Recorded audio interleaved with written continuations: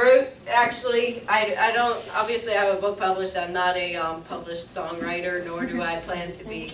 But once in a while, I'll have a song come to mind when I'm driving or whatnot. And I was actually working the one night, and I was thinking through my day and some of the things that, go through my mind when I'm in a rush. And, it's not necessarily, life isn't going my way sometimes. And, sometimes I'll see people and think judgments on them and not know their situation. So, just kind of having that backstory. These words came to my mind the one night, and I was like, it really kind of told me that I need to get myself in check. So I'm going to share this song and then talk just a little bit about this book and what inspired it. And this was kind of the start of the whole thing. So we're going to start off with this. Keep it 5.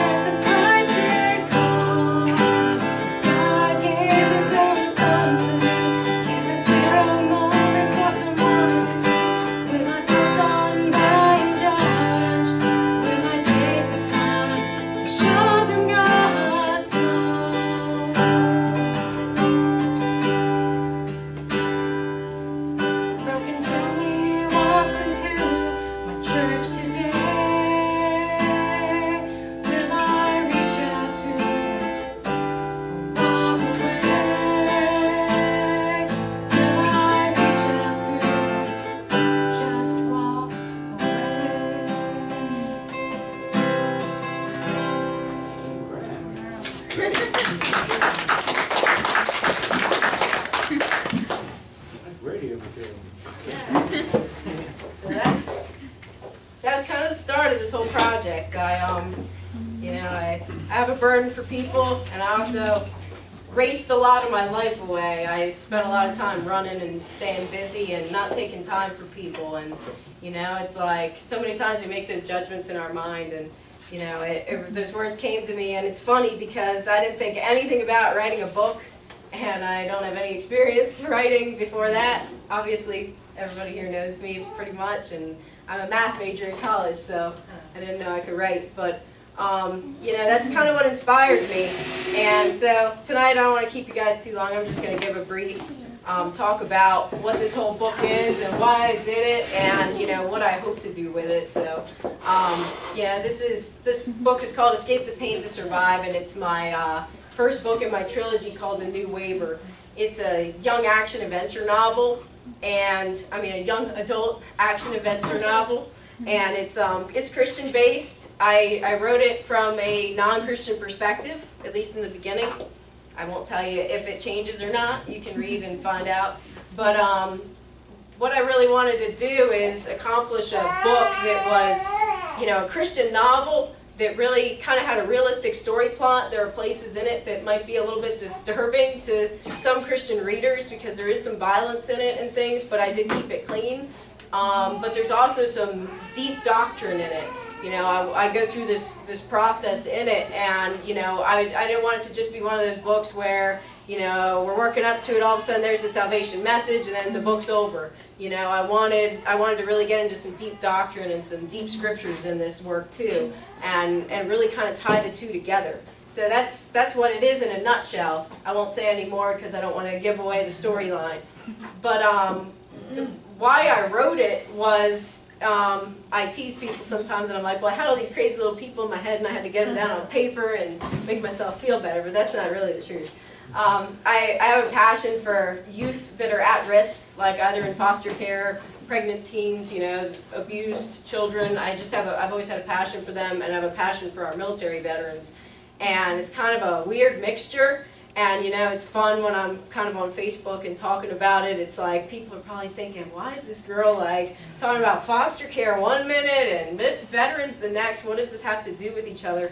And I think it's because youth are our future and the veterans protect our future. And the two just really tie together to me. And I think we as a society put labels on those two groups so much more frequent than just other people. You know, it's like you have all these children in the system that are labeled as, you know, having these disorders and these different, you know, anxiety issues and depression and PTSD and all these things. And you have our military veterans that are also, in a sense, labeled or diagnosed with these things. But the problem is we as a society are talking about it all the time, but, you know, it's a different thing to talk about it and say, you know, I want to support our veterans, or I want to support, you know, help kids in foster care, and actually doing something about it. And I wanted to do something, but it just seemed so huge. So I thought, let's write a story where my characters are broken individuals, and they are, you know, growing up in foster care or abused families, or, you know, experienced, you know, combat trauma and things like that. And I wanted to really illustrate it through a fiction novel because I felt like that's the best way sometimes to reach people. Because a lot of us don't want to pick up a dry book and read about definitions and how to do this, how to do that. A lot of us can pick up a story and read along, but really kind of enter in on our characters. And that's what really motivated me to do this. And, you know, overall, I think that, you know, all these issues, ultimately, God sees us in the same light. He sees us all as His creation, and we're beautiful in His sight. And it doesn't matter what trauma we've endured and the things that we've been through in life, is that, you know, God wants us to be a new creation in Him and to see all that He has for us in life. And, I mean, let's face it, we're all broken in some way. And, you know, it's, you know, I know that there's the medical profession is there for a reason, psychiatrists are there for a reason, but, you know, ultimately I think we as a community of Christians in general, you know, we're all broken, whether we've ever had to go for medical treatment or not. And I really wanted to bring to light just the uniqueness of each of us in God's sight. And with that, I will paraphrase, because again, I don't want to give away the story, a small portion of my book, because I think that this is kind of the gist and the message in this whole story, at least in the first book, that I really want to portray. Of no life is ever in vain. You're no exception to that. As hard as that might be to believe, with everything you've been through, God creates every one of us for a unique purpose. You may have made mistakes, but you are by no means a mistake. Your life is just as much worth, or has just as much worth as every person that was ever born. You are fearfully and wonderfully made. God offers you the chance to see and know your true worth, but you can only see it fully when you accept the sacrifice He made for you and accept His love and unconditional forgiveness. When He looks at you, He doesn't see your past or your mistakes. He sees you and everything He created you to be. Even more, He sees everything He has called you to be if you surrender your life to Him. And I think that, that's ultimately the message I wanted to give through a fiction novel. So, with that, what I want to do with it is I want to spread the word and raise awareness for, these young people and our veterans. And I plan to, since I started this project, I made a commitment to God because I was enjoying it so much. I did write it on my smartphone, and it just kept coming to me as I went, and I had so much fun doing it that I thought I don't ever want to take money for it, because if I take money for it, it's no longer going to be a gift from God. For me, and other authors make a living, doing it, and it's God's work too.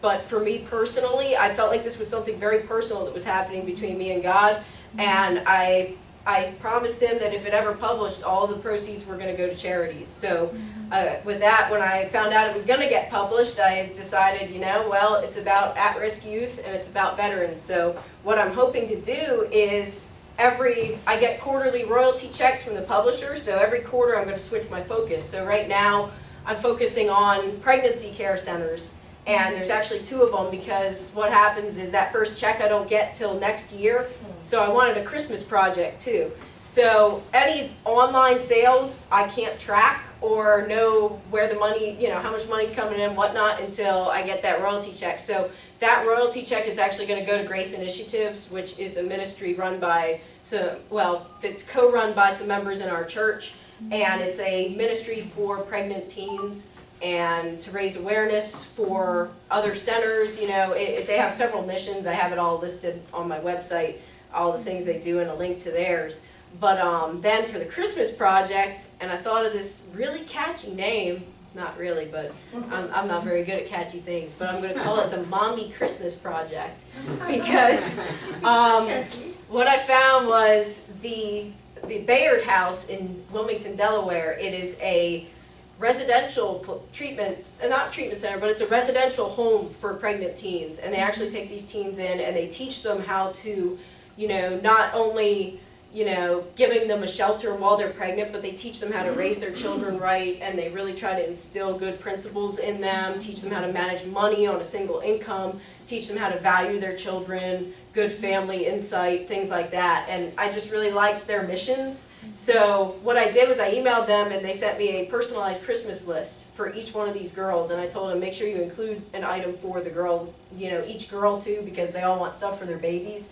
But we're going to get gifts for the actual girls too. Wow. So I'm really excited about it. So basically any books that I sell in person from now till then, and this is also going to extend into our church's missions as well. We're going to be doing this as a missions project at Cokesbury Church too. So it's going to be kind of a combined venture versus the online sales going. I know it's a little confusing, so I wanted to explain that. But yeah, all the sales tonight, or if anybody wants to donate money but is like, I'm never going to read a book but I'd like to give money, you're more than welcome to too. But everything, all the profits are going to go to buying the Christmas gifts for these girls, and hopefully between raising some of the items and donations and raising profits, we'll get everything given to them by Christmas. So this is kind of the kickoff. So do you get the shop? Yes, and we will I'll post it on Facebook, but especially for Cokesbury, because we actually do a lot of different missions where we go out and buy gifts for children every year. So yeah, we'll definitely have church involvement. If anybody else, that's kind of following me in this project wants to come and shop for the girls or deliver the gifts, we'll definitely, keep everybody posted. So it'll be fun. So in closing, what we have in the back is, and after we're all done here, if anybody wants to buy a book, I'll sign it, and you can just talk to me afterwards. And then there's also some materials back there that we have. All the materials are free. There's a flyer that talks about just some simple ways to pray for children in foster care, just different ideas. It was really good. And I printed it off because I thought, you know, every one of us can do something.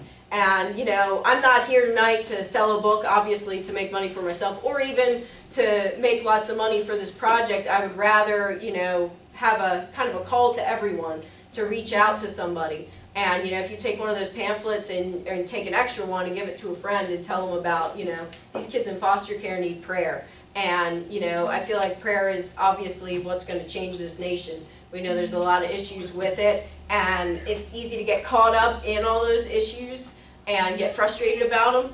But, you know, it's a different thing to actually make a change. And I think for us, that change is going to come through prayer and one person at a time. So there's also some materials from a ministry called Mark Inc. that my husband found, and they're actually really good CDs. We listened to them when he came back from deployment, that are just about veterans and some of the things they've experienced, you know, with combat stress and trauma. You can look at all of them on the table, and they're all free. This ministry is great. They have other things too. I'll, you know, give you the link, but there's some pamphlets back there for their ministry too. They have all kinds of things, you know, from deaths in the family to cancer to, you know, adoption. They have so many resources, and they have interviews with people that have been through these struggles, and it's amazing. Like, really good stuff. So, you know, feel free. I want everybody to get some freebies too. And, you know, I'll close with this, that, you know, this verse in James chapter 2, verse 17 and 18.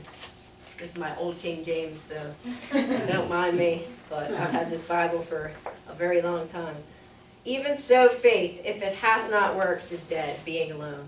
Yea, a man may say, Thou hast faith, and I have works. Show me thy faith without thy works, and I will show thee my faith with my works.